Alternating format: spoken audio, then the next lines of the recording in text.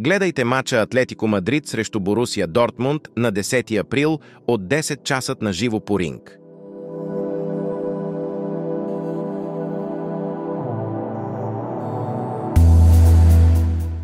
Атлетико Мадрид идва след победа от 1-2 срещу Виляреал. Като домакини те имат 5 победи от миналите им 6 мача. За последно победиха Борусия с 2-0 през 2018 година.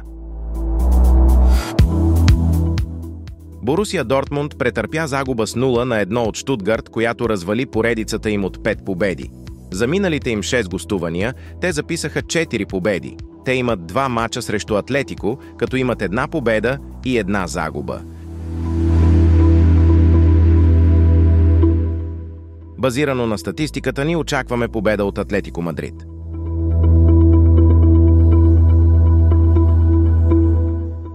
Бъдете предварително информирани за всички предстоящи спортни събития в света на футбола, ММА, бокс и много други.